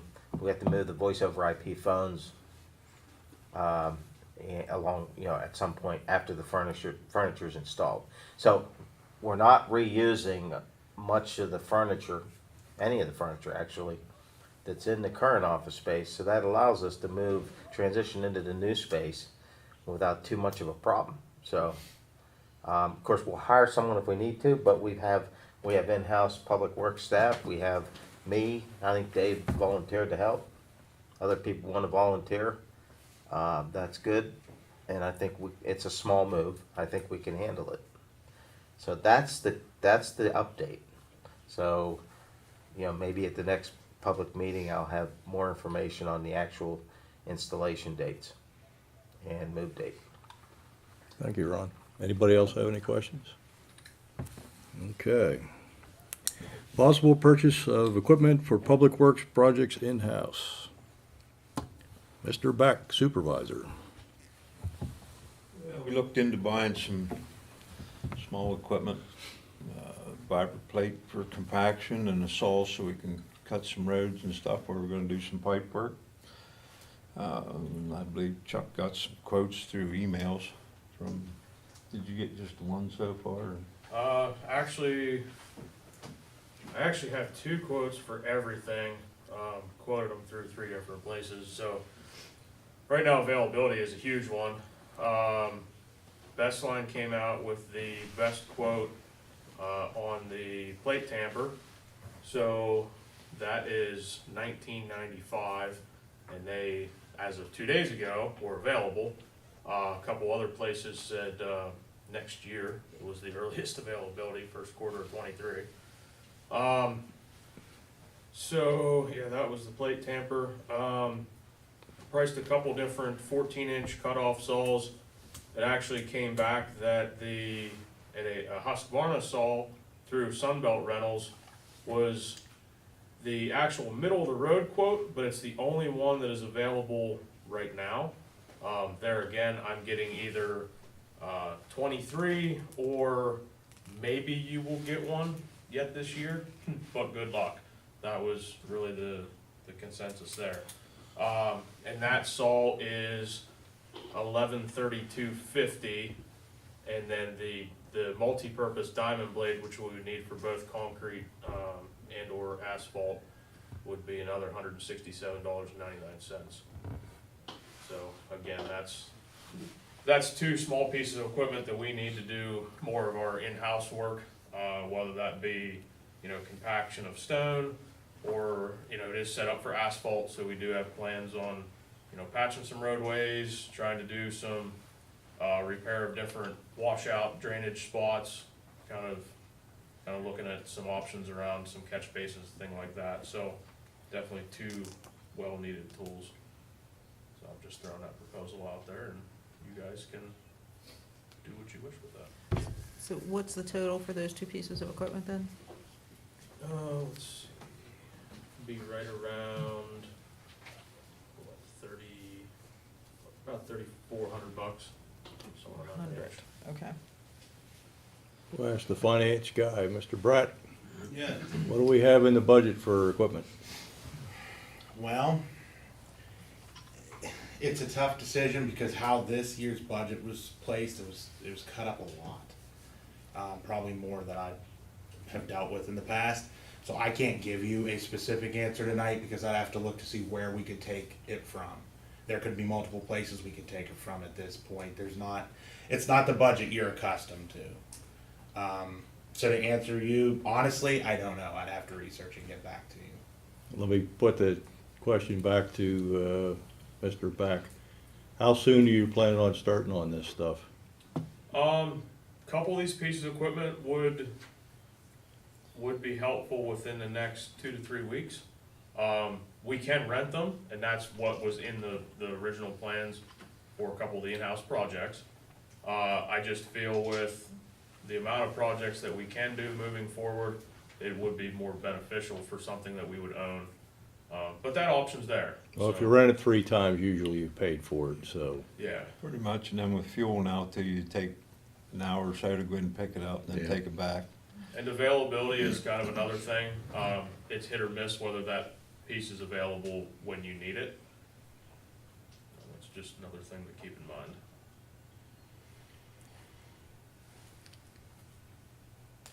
Did I hear the motion from somebody on the board that would entertain purchasing said equipment if it's available and if Mr. Laird can find a spot for it in the budget? Let me put it this way, the money's definitely there. We Okay. are solid there. The specific line item, I couldn't tell you, but the money's there. Okay. I can testify to that much. So what you're saying, Brett, is we might have to pull it from more than one appropriate Correct. line item? Is Yes, That yeah. still makes sense for this type of purchase? Yeah, correct. Okay. One other thing that I heard about and out there is tools, wrenches, socket set, ratchets. Yes, we are very, very slim on tools that we need to make the proper repairs to some of the stuff we have. Luckily, I personally own a lot of that kind of stuff, which we have been using to just be able to get by. Obviously not the best idea, but it gets us by. Now, we have not sat down and went through and figured out exactly what we need for that yet. There's just been too many day-to-day things going on that's been more important, but that is something that we do need to talk about. Making sure that, now we have 2 guys that can do a lot of the repairs in-house and save that money. I know We just we've need got to- 2 mechanics, can you imagine that? Yeah, So, personally, if you guys wanna put something together, I mean, I don't care if it's a whole set, if you, and I'll just harken back to the days when Sears sold 5,000 tools for whatever. I wish those days were still here. Yeah, well, I do It's too, cause that's harder. what I have, but, We're not talking about as much as both of us would love to watch the Snap-on truck pull up and, Yeah. and take care of us. We're not discussing that. Well, we're This not a is- Snap-on kind of township. This is practical, so what we will put together is obviously, budget-minded, I- I- Harbor Freight visit. yes, yep, to get us just working, Yeah. so. And I think what you have to keep in mind too is what do we need to get by for this year, and then look at the bigger Yes. picture for what we wanna budget to get you guys set up well for the next year, like what we Yeah. can budget into the year. that we Absolutely, think. yeah, that'll be one thing, him and I will sit down and go through and look at, bare necessities, just looking at, obviously, we know some of the repairs that are Right. needed right now. Yeah, and then definitely look at the things in the future that, obviously every year maybe we slowly add to, Mhm. our collection of equipment. But yeah, we don't have to do it all right now, just need to get us some basic, a little more basic stuff, there is some Sure, stuff in there. and I think it's good to be able to do the in-house things Yeah. and keep things prepared. so. Yeah, if we have, we have the knowledge and the opportunity to do it, I think we should take advantage of it. And that way we can stretch our budget further, do more stuff out in the roads where people can actually see it. Absolutely. Does the board want to entertain authorizing the purchase of some of the other stuff, and then you guys put your tool list together and bring it to maybe the next meeting? Yeah. So what are we talking about now? They're specifically asking for those two pieces The of vibra equipment for plate, I projects. assume it's a vibra plate or jumping jack? That's a vibra plate. Vibra Yep, plate set up for- and, for asphalt. And an asphalt saw. So- If This is you something- can't find a saw, I could loan you mine, I do have one. and I This is would- something we need immediately? This is So you something weren't, that, right? yes, we need within the next, like I said, 2 to 3 weeks. Some of that is contingent on the supplies that we can get to make sure that we can get the supplies we need for these couple projects. So that's gonna change our timeline as far as actually needing it, but yes, it is something that we will need it no matter what, whether we have to go rent that piece of equipment or not, we need them. So, Something you're going to be using on a regular basis? yes, Okay. Year after year after year. there's a lot of dips and potholes and things in these roads that Okay. people really need repaired. $3,400 is the amount approximately? Yes, approximately. Yeah, probably throw a broom or a shovel in there since. Yeah, we don't have a, road broom. There's some small hand tools that would really be helpful right now, that are very So you're inexpensive. gonna make a separate list of hand tools that you need as well, is that correct? Yep, we'll But put- for now, we could vote on the tools you've identified tonight, the $3,400 worth of equipment yeah, we can handle that you that. need pretty immediately. Yeah, cause it's something that if we are gonna purchase, I feel we should do very soon just because of availability standpoint. Or like I said, if it's something that we wanna just continue to rent for the year, we can do that. I just feel it's a little more cost prohibitive to do it that way. I don't like renting just because, if we were just doing one pipe this year and nothing next year, that would be different. But I know every time you put a pipe in, every time you cut a road, you need a whacker or a vibra plate. And, you definitely need to cut the edges with a saw because otherwise you just have a mess if you try to dig it out with a backhoe. Yep. So, do I hear a motion to allow the purchase of those pieces of equipment and a couple of brooms and incidental hand tools? So moved. I'll second. Chuck moves, Patty seconds. Any other discussion by the board? All those in favor signify by saying aye. Aye. Aye. Motion approved. All right, see what you can find. Sounds great, thank you. Department reports, Public Works Department. Young Mr. Beck. Yeah, so we've been busy out there. Hopefully it's stuff that the residents can see.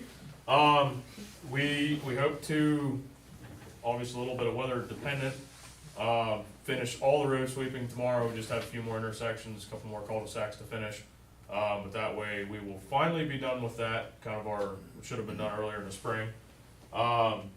And now we're kind of down to trimming around signs. We've been replacing some of the older signs, some of the signs that have had some graffiti damage. going around painting signposts, things like that. So just trying to address those things as we're going around sweeping and just finding them. One of the big ones, probably our first larger project, will be the Toe Hill Road drainage project. That's something that we can, small enough project that the two of us can handle, relatively easy. We're working on mowers. We're trying to get everything serviced and ready to go. That way, when John's crew is done, we can hopefully step in and almost make it look as good. I'm not sure, but we're trying. So just lots of small things. We have mulching here to do at Municipal Park. That's another thing that we're hoping to get completed this upcoming week. And, of course, the tennis court projects as well, trying to get some topsoil in and grass planted. So, trying to spend some time on parks, but also trying to keep roads nice and get things back where they should be. Derek, unless you have anything to add. The thing I had was the flower beds at the Autumn Park. Talked about possibly removing half the stuff that's in them, getting some nice, maybe brown mulch, making them look nice, possibly some river rock for the bank along the playground area. So, Are you talking about removing them just because they need thinned out? yes, they are definitely overgrown. Because they There's, look nice when they were put in. yeah. Yeah. And possibly putting in different plants or whatever to make it look better. So, There's a couple of dead trees out there we'll take out, get them out. There are 2 dead trees. Yeah, at least 2. There's 2 small ones and there's one a little bit larger it's dead in the middle, overgrown the outside, but something needs taken care of there. Are we gonna replant a tree to replace them? That's something we have to discuss. It may be the species that's the issue. That in Autumn Meadow Park? Yes. Around the track. Yep, 2 small ones around the track and one is up more toward the parking lot. But yeah, something we definitely need to discuss and come up with a plan so we can address that for that park and make sure we get that looking like it should and people can enjoy it. All right.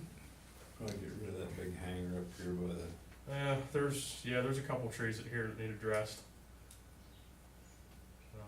Any kind of safety issue like that, if you guys don't feel comfortable with something, please get ahold of somebody at the board.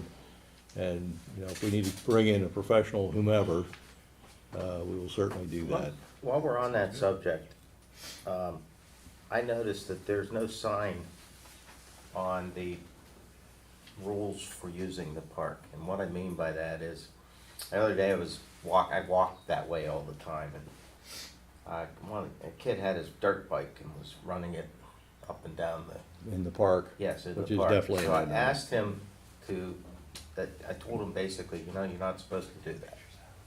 So he left. I don't know how he got there. He got there on a road. He drove away on the road, it's an unlicensed vehicle, but we really don't want the dirt bikes on the field. I mean, they can do a lot of damage. As can skateboarders on the benches, or I had this problem at Penn State a lot. But they could do a lot of damage. So I don't see, there's no sign there. We need some kind of a sign, at least showing the major prohibitions, you know what I mean? Yeah, we've had them before. Well, see if we can find a sign. I know there were some around, maybe they're still there. If not, Big sign about all the funding sources. yeah. But nothing about the rules. Well, I know there was rules out here for a while, so there may be some signs over there. If there are, please, get that up. If not, we'll get a hold of Amy and we'll get some printed up. Sounds good. Yeah, we're trying to go through sign inventory and figure out what we do have and don't have and have too many of, which really can't have too many of them, but it's a learning curve. Anybody else have any other questions for Public Works? As you guys are going through this, are you also looking for things that we don't need anymore, like cleaning things out and organizing? There will be some discussion soon of some things that we don't need and what to do with those. Or if it doesn't work anymore? Yes. And while you're on that subject, you also, I know they've been working a lot on the equipment, the heavy equipment, the mowers, the tractor, the John Deere tractor. doing some work on the one big truck, the Sterling. Yep. That's the older truck. I mean, there's a lot of issues. The other issue is, that we've discussed, is the lighting inside the maintenance building, Yes. which is mercury Hopefully by- vapor right now, and it really ought to be LED. That way, when you turn the light on, it comes on, you don't have to wait 15 minutes. Number two is it's less costly in terms of energy use, it's more efficient, so that's something that we've discussed. Well, at the doing. time, it was a thing. It was the common use, but I think that needs to change, so. And they are doing, there's a lot of work. Well, they're sort of behind the curve on cleaning the place up and cleaning up the equipment. So, and it's a lot of work, it's a big task. I just wanted to expound on that a little bit since we've discussed it. So, Anybody have anything else for Public Works? Any of the supervisors have any comments or anything else they want to add to the evening here? Oh, that's like it. Call for a motion to adjourn. I'll move, we adjourn. Ron made a motion, do I hear a second? I'll second. Patty second. All those in Get that favor in of adjourning signify by saying aye. Aye. Thanks for coming.